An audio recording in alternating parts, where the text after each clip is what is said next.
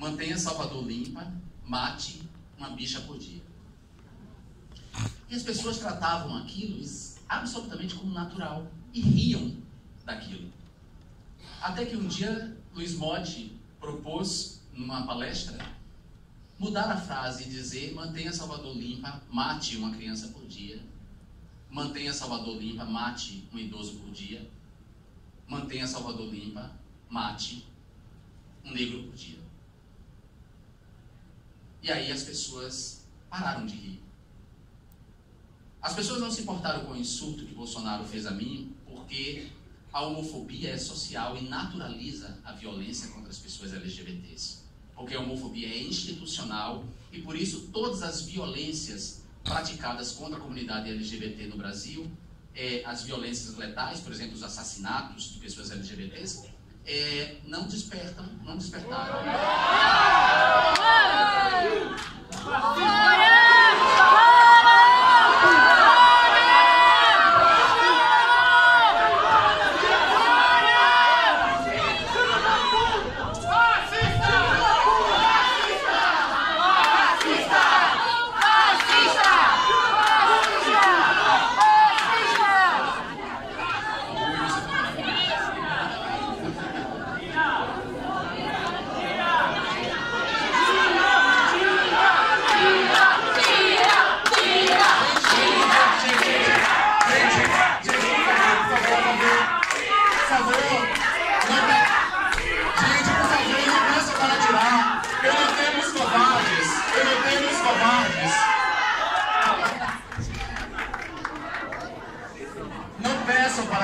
Eu não temo os covardes. Nunca temi.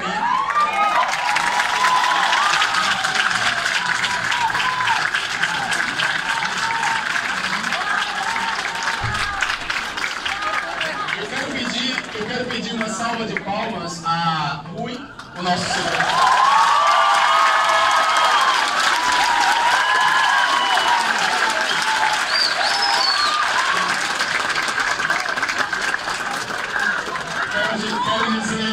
Quero dizer para esse sujeito que no lugar de um ovo poderia ter mandado um tiro, e é por isso que há que se preocupar, que nós estamos atentos e fortes.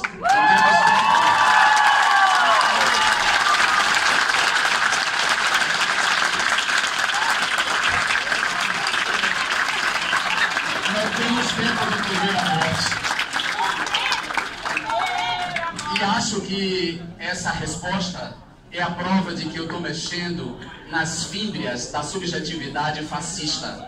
Aquela que não admite ser provocada nas suas certezas ou nas suas falsas certezas mais profundamente arraigadas. Na verdade, esse tipo de atitude me dá felicidade. Significa que a minha fala não é inócua, provoca.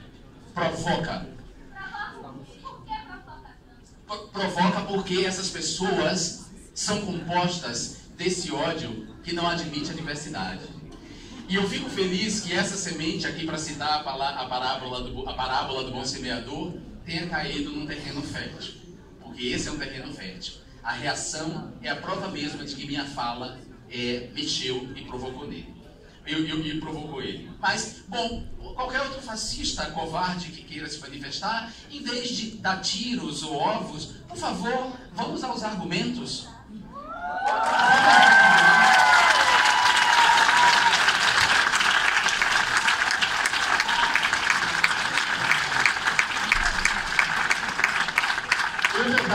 Eu vou dar esse momento para vocês. Olha que eu estou sendo uma pessoa bem bacana.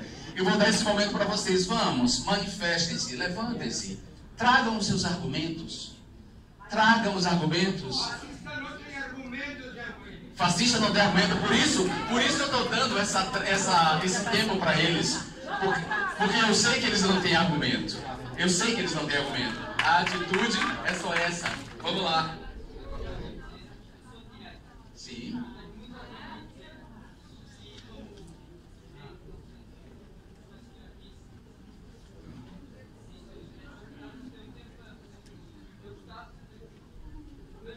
No final.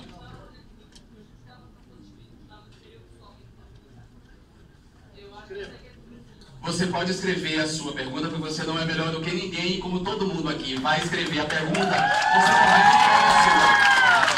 Você também escreve a sua. Então, vamos fazer assim. No final, você escreve a sua pergunta. Você deve ser bastante inteligente, deve dominar a língua. Você escreve os seus argumentos todos por escrito e sua pergunta será lida e eu terei o prazer de responder. Isso sim é um diálogo fértil entre nós dois. Fora isso, vamos retomar a nossa fala. Muito obrigado. Então, voltando para vocês, então, vocês podem imaginar o quanto esse mandato provocava não só o parlamento, quem estava no parlamento, mas também as pessoas que não admitem essa homofobia que está profundamente arraigada em si mesmo, certo? E que, como eu disse para vocês, é ubíqua. Por isso é que, em 3 ocasiões da minha atuação no parlamento, as ofensas homofóbicas não vieram da extrema-direita, nem da direita dita republicana. As ofensas homofóbicas vieram dos meus pares, dos ativistas de esquerda e dos partidos de esquerda. A primeira ocasião que isso aconteceu foi quando eu me coloquei em defesa do governo Dilma, primeiro em defesa das manifestações do Passe Livre, depois em defesa do governo Dilma. E pessoas do meu próprio partido, do PSOL, militantes do meu próprio partido, me ofendiam nas redes sociais, porque o PSOL tem segmentos antipetistas. Pessoas do meu próprio partido me insultavam por eu ser homossexual. Então, não era um argumento do tipo, por que Jean está defendendo o PT? E eu responderia, não estou defendendo o PT, estou defendendo a democracia. Com todos os erros que o PT cometeu, com todas as falhas que o PT possa ter cometido, quem deve tirar o PT do poder são novas eleições, e não um golpe. Eu responderia isso. Se as pessoas...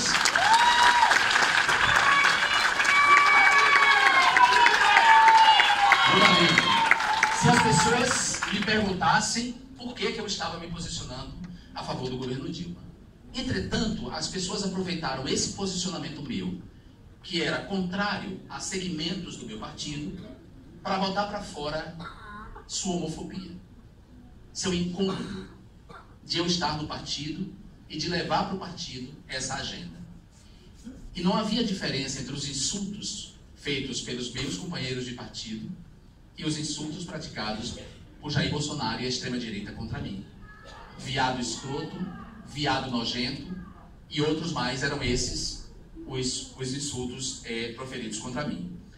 No segundo momento, foi quando um grupo de esquerda de Israel, que trabalha por uma solução por 2 estados, a criação de 2 estados soberanos que se respeitem, o Estado palestino e o Estado israelense, pela implementação do acordo de 1969, esse grupo da esquerda israelense, que tem um programa de cooperação com setores da esquerda palestina, me convidaram para proferir uma palestra na Universidade Hebraica de Jerusalém e fazer parte desse programa, para o qual já havia ido Paulo Abrão, do PT, e para o qual foi convidado logo depois Gregório do Vivier, que eu creio que quase todos vocês conhecem. Nem Paulo Abrão, do PT, nem Gregório do Vivier foram insultados por irem a Israel participar desse programa. Entretanto, a minha ida a Israel gerou na esquerda brasileira, sob a desculpa de que estavam defendendo os palestinos, que eu também defendo, sob a desculpa de que estavam defendendo os palestinos,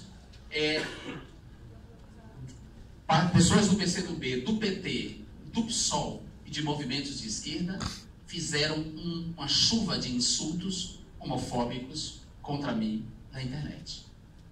Mas sem nenhuma piedade, sem nenhuma preocupação com o sujeito que eu sou, com a humanidade que eu tenho, com a pessoa que eu sou. Os insultos são impublicáveis, vindos de setores dos quais eu faço parte. E o terceiro foi quando eu me posicionei de maneira crítica em relação à Venezuela. Não sou a favor de intervenções de nenhum país na Venezuela. Maduro é um problema dos venezuelanos, não dos Estados Unidos. Não ignoro as estratégias geopolíticas e econômicas das potências em relação à Venezuela. Mas isso não me impede de reconhecer que Maduro pesa a mão na resposta que dá à extrema-direita e à direita de seu país, violando direitos humanos. E aí também, nesse momento, eu fui igualmente insultado, e não insultado pelos meus argumentos, fui insultado a partir de algo que me constitui como sujeito, que é a minha homossexualidade. Eu estou explicando tudo isso para vocês entenderem como pôde uma campanha difamatória e sucessivas ameaças prosperarem e serem ignoradas, não só pelo Estado brasileiro e as instituições que deveriam investigar de onde partiam as ameaças de morte, como a Polícia Federal, por exemplo, como também foram ignoradas por setores do meu partido e por setores da esquerda. Eu quero explicar para vocês como foi possível eu ser convertido num pária dentro do meu próprio país, apesar de fazer, sem modéstia nenhuma, o melhor dos mandatos entre os 513 mandatos de deputado federal no Brasil. Eu quero explicar para vocês por que com essa fala, explicar para vocês por que Jair Bolsonaro e sua campanha baseada unicamente na divulgação em massa de fake news e calúnias, tendo a homofobia como carro-chefe, pôde se tornar presidente da República. O que deu a vitória a Bolsonaro foi a homofobia, ou a homo-lesbo-transfobia. As duas principais fake news, amplamente divulgadas, massivamente difundidas por empresas que financiavam essa propagação, uma delas, inclusive, localizada aqui em Portugal, sabemos disso. As duas principais fake news diziam respeito às questões de sexualidade e gênero. A primeira era o kit gay, uma mentira criada por Jair Bolsonaro em 2011. Ele inventa essa mentira em 2011 e atribui a mim essa mentira, sendo que o projeto Escola Sem Homofobia, que ele passou a chamar de kit gay, foi um projeto desenhado durante o governo Lula e implementado, ou que houve uma tentativa de implementação no primeiro governo Dilma. Nos governos Lula, eu não era deputado federal. E no primeiro governo Dilma, eu era oposição de esquerda ao governo Dilma. Entretanto, o simples fato de eu ser homossexual presente no parlamento fez com que Jair Bolsonaro atribuísse a mim a paternidade do kit gay, do que ele chamou de kit gay. Um projeto educacional que visava combater o bullying homofóbico na escola e outras expressões do bullying, foi convertido num projeto de proselitismo homossexual que queria converter as crianças em homossexuais por um canalha que há 30 anos estava no parlamento conspirando contra a democracia. Um canalha que há 30 anos no parlamento não aprovou um projeto, não produziu nada de útil.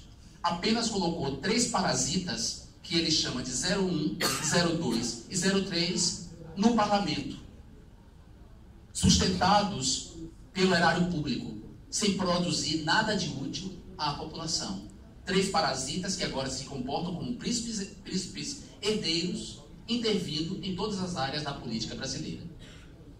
E a segunda fake news que deu a vitória a Bolsonaro, que venceu as eleições baseado única e exclusivamente na divulgação em massa de calúnias e fake news através do WhatsApp, que não participou de nenhum debate, que não apresentou nenhum programa de governo ao povo brasileiro. A segunda fake news foi a ideia de que Haddad e Manuela Dávila distribuiriam nas creches brasileiras uma mamadeira de piroca, que assim ficou conhecida. Uma mamadeira cuja ponta, cujo bico, era um pênis. Vocês podem rir, mas a gente tem que se interrogar seriamente o que levou a população brasileira a acreditar nisso. Como foi possível pessoas inteligentes, ou que julgávamos inteligentes, acreditarem nisso? E mais que acreditar, passar adiante. Como foi possível que a maioria dos votantes renunciassem à capacidade de pensar, entrassem naquilo que a Hannah Arendt chama de vazio do pensamento no seu texto sobre Eichmann, o julgamento de Eichmann em Jerusalém.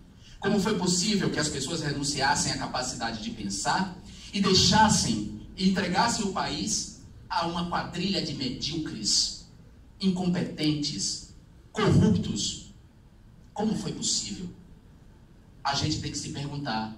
E a resposta está nesse sentimento compartilhado, ubíquo, onipresente, milenar, chamado homo-lesbo-transfobia. Jair Bolsonaro disputou a hegemonia, Jair Bolsonaro Jair Bolsonaro e sua trupe, e seu partido e sua gente, disputaram a hegemonia política no Brasil através dessa chamada agenda de costumes. Uma agenda que implica na inclusão e na conquista de direito pelas mulheres, na inclusão na cidadania plena das pessoas LGBT e no combate ao racismo e na criação o combate ao racismo e a criação de mais oportunidades para as populações afrodescendentes. Foi essa disputa, foi a partir dessa política que Jair Bolsonaro e sua gente conseguiram convencer a maioria dos votantes a votar nele. Não apresentou nenhum projeto, nenhum programa de governo, nada. Ele apenas proferiu discursos de ódio contra essas minorias. Ele apenas vocalizou aquilo que as pessoas não tinham coragem de vocalizar. Ele apenas pôs para fora os monstros que habitam a maioria das pessoas que não querem reconhecer em si mesmas esses monstros.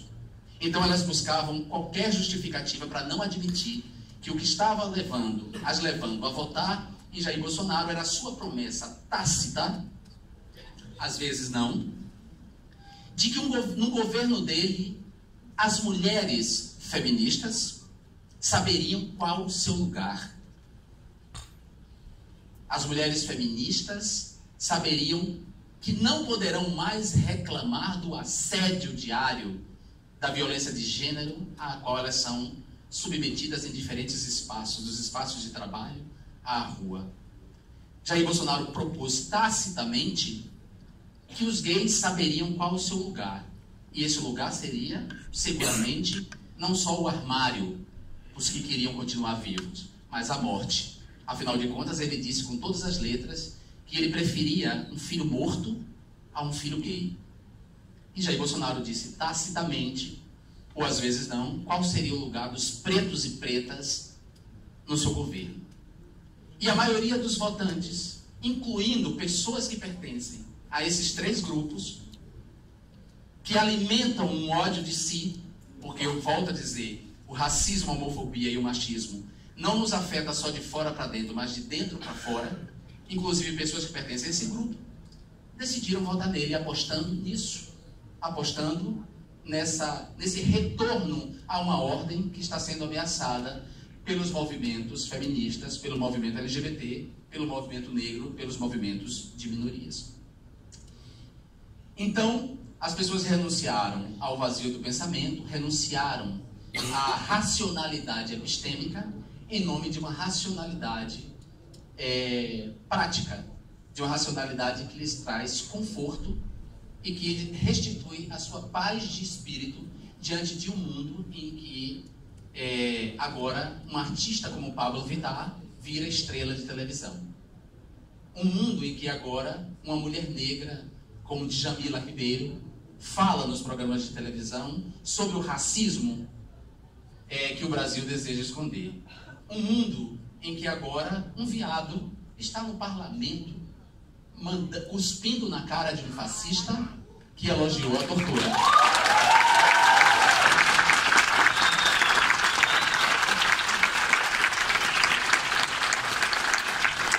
Esse sistema então decidiu que ele precisa me eliminar, ele precisava me eliminar. Se não me eliminar por meio da destruição da minha reputação, da minha imagem pública, convertendo-me num pária, fazendo aquilo que Goebbels fez em relação aos judeus durante a Alemanha nazista, desumanizando os judeus para justificar toda a violência contra ele, se não dessa maneira simbólica, que é uma destruição terrível, uma morte e vida, através da morte real, do assassinato, do assassinato encomendado a sicários ou do assassinato forjado, mascarado de outra coisa. E quando eu me dei conta disso, e de que eu estava relativamente sozinho, eu tomei a atitude radical de defesa da vida. Porque recuar é também uma estratégia de luta. E eu já havia perdido uma companheira de partido para o crime organizado. Marielle foi morta com uma rajada de metralhadora, cuja maioria dos tiros alvejou sua cara. O cara sabia que estava alvejando o rosto dela, destroçando o rosto dela. Eu não quero esse destino.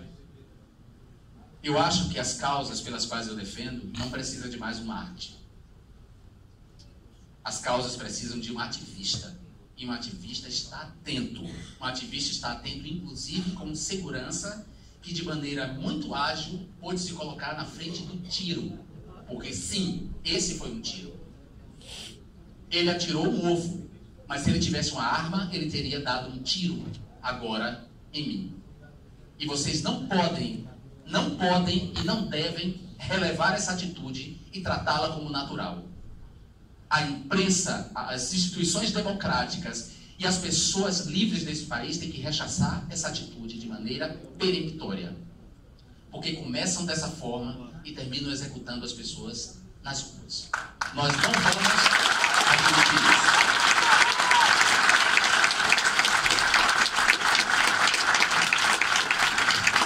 E por isso, cá estou eu do outro lado do mundo, preservando a minha vida, a minha liberdade e tendo a chance de dar prosseguimento a um trabalho que lá dentro eu não teria. Uma vez que a família que me trata não como adversário político, mas como inimigo, agora está no poder. Uma vez que essa família, e não é novidade para ninguém que acompanha a imprensa no Brasil, tem relações estreitas com as organizações criminosas que controlam territórios no Rio de Janeiro. Família que empregou, que deu emprego no seu gabinete à mãe e à esposa do principal suspeito de ter manejado a arma que destroçou Marielle Franco. Cá estou eu do lado do mundo para dar prosseguimento a essa luta, para dizer a esses canalhas que, ao contrário do que eles pensavam, que eu ficaria para morrer, eu estou vivo e cada vez mais vivo, e que os dados estão rolando, e que estamos atentos e fortes. Muito obrigado.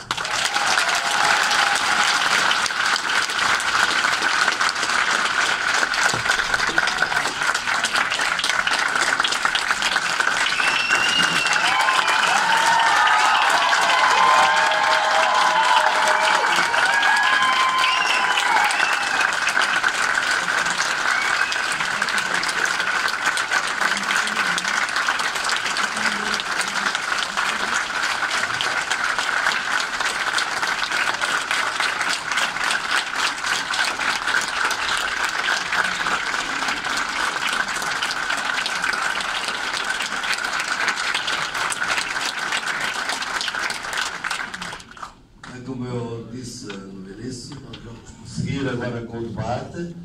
As pessoas que quiserem fazer perguntas, e algumas estão aqui pessoas já na fila, aí que vão recolher as perguntas e nós teremos todo o gosto de responder na medida do possível, dentro dos nossos constrangimentos de tempo. Portanto, eu vou. As perguntas, nós iremos começar, boa tarde a todas e todos, nós iremos começar pelas perguntas que recebemos por e-mail, para vos dar tempo também para entregar os papéis às duas colegas que estão na sala. Queria apenas recordar que na sala está uma folha de presenças. Agradecemos também a devolução, novamente, entregando às colegas. Muito obrigada. Então, eu iniciarei com a primeira ronda de perguntas que registrei no e-mail e selecionei em função da sua relação com aquilo que foi exposto pelo Jânio.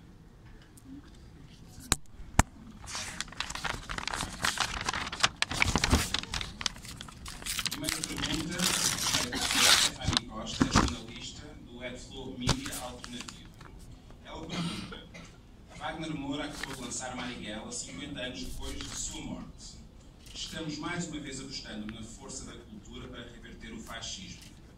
Em um país em que o Ministério da Cultura é extinto, qual a importância de produções como essas no combate ao autoritarismo? E na sua opinião, quem seria o Carlos Marighella de hoje? Vou juntar mais duas, não é bem?